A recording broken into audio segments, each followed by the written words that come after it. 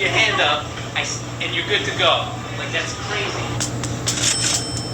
Hi, my name is Charlie Warzel. I'm a senior writer with BuzzFeed News. And in order to see what the future of money looks like, I decided to live for a month just paying for things with my phone. And somewhere along the line, I ended up getting a microchip implanted inside my hand to see if I could be the first person in the world to pay for something out in the real world using just their hand. I basically wanted to try to download as many apps onto my phone as possible and make sure that I could use alternative currencies and try to skirt cash or credit cards in any way possible. You're using your phone as a payment method. We call that a proximity mobile payment. And we estimate that by the end of 2016, U.S. adults will spend $27 billion using their phone at the point of sale. But if you look at that in the context in card volumes, I mean, that's a pretty small drop in the bucket.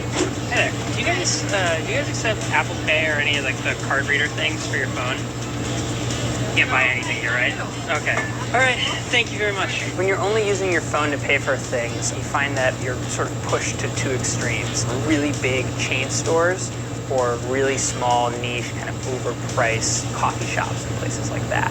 A couple weeks into my experiment, I ended up going to Sweden. Sweden happens to be way far ahead of the United States when it comes to getting rid of cash. I ended up meeting with some people who are really active in the biohacking community and found that you could actually implant an RFID NFC chip in your hand.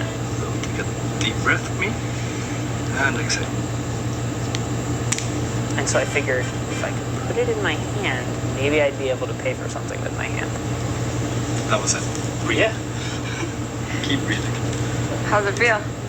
It's like pinchy. It definitely hurt like way more than they said it was going to. It looks sort of like a grain of rice or like a pill that's in my hand. I think the idea of using a microchip implant in one's hand to be able to make a payment, I do question the mainstream application of it, but I really think there might be other ways where that might come to fruition, not necessarily through like a surgical implant, but through other kind of integrations with the body. So once everything healed, I decided that I needed to start focusing on how to make this chip work. And I really wanted to become the first person to ever pay for a meal at a restaurant with their hand. Eventually, I stumbled across a Venmo engineer who said that he could help me with my task. What they decided is that they would put my Venmo unique user ID onto my chip, which would basically make it so that any phone would recognize my hand as a Venmo app. I'm gonna write your secret token for Venmo. You're gonna go up there, they're gonna scan your hand, put how much we owe, that's it. Takes a second. Here we go. So you're good to go. That was so sick, dude. That's sick. Yes!